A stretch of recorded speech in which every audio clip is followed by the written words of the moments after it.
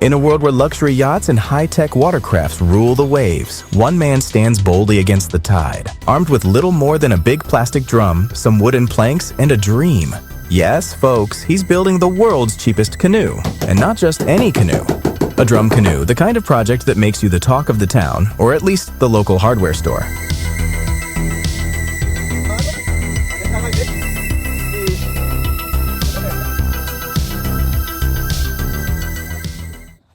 He begins by measuring and marking the drum, a process that requires precision, patience, and probably a few choice words when the marker smudges.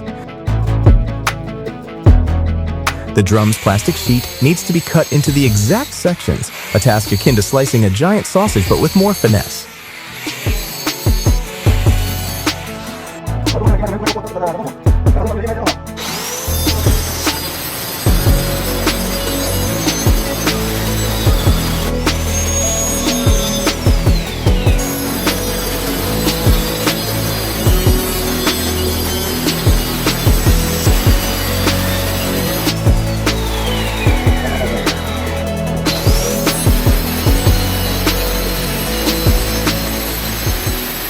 Next comes the mental gymnastics of calibrating the size of the boat.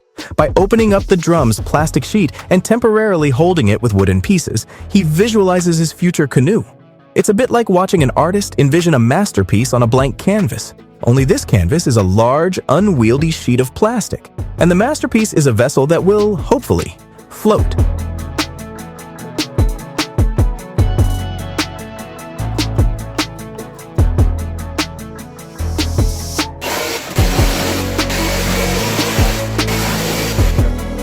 With the vision firmly in place, he moves on to the backbone of the canoe, the wooden frames. These aren't just any wooden planks. These are sturdy lumber pieces destined for greatness.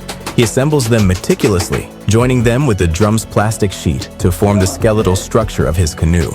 A hammer, nails, and a few persuasive taps bring it all together. It's starting to look like a canoe, or at least something that might hold water without becoming an accidental submarine.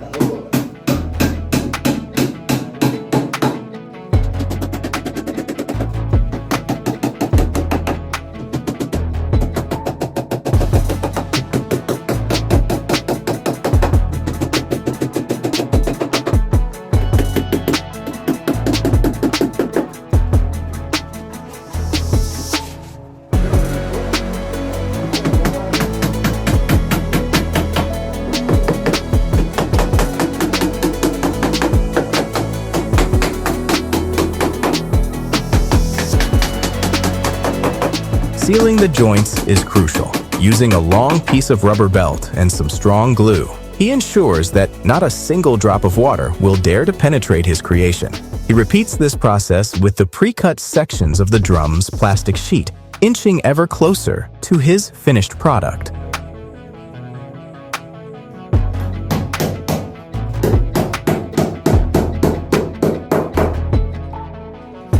Molding plastic with a hot gun. He's melting and molding that plastic like it's a piece of gourmet cheese.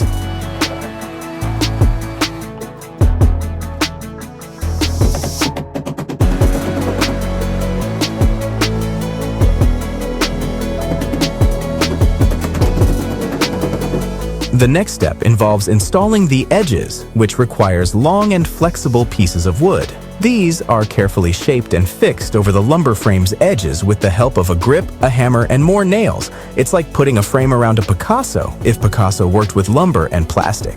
These edges add strength and durability, crucial for a canoe that plans to brave the elements, or at least the local pond.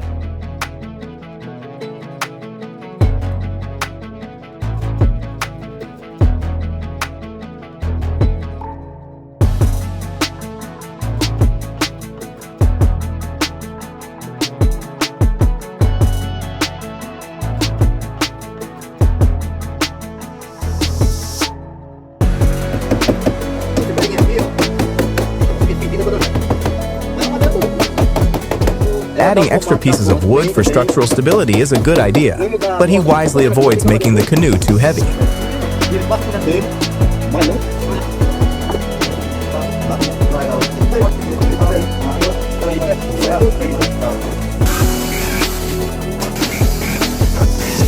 This drum canoe isn't just a budget-friendly boat. It's a testament to creativity, resourcefulness, and the joy of making something with your own two hands.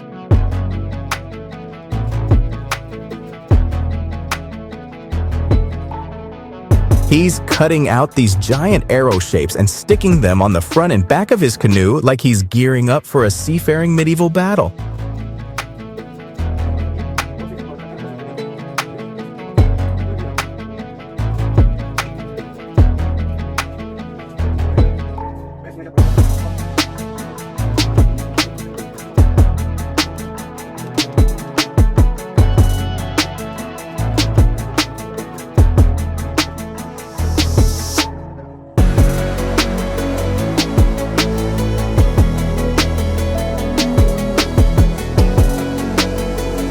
Bola canoinha. A gente faz assim, galera, vários vídeos, porque se for fazer um vídeo só fica muito longo. E o conteúdo longo no YouTube não é bom.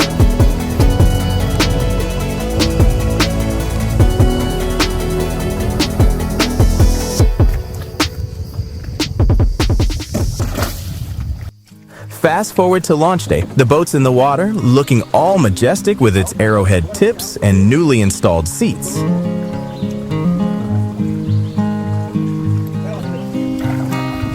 Three seats, to be exact, because apparently our guy thinks three's a crowd, but just enough for a cozy paddle around the lake. But before he lets anyone hop aboard, he's doing the ultimate boat builder ritual, the inspection. He's checking every nook and cranny, making sure this mini ship is ready to conquer the high seas, or at least the local pond.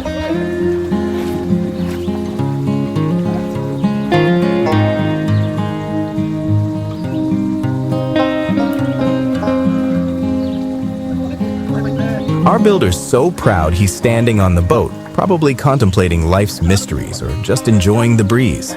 It's like being in your own little bubble of limitless possibilities, surrounded by nature's finest.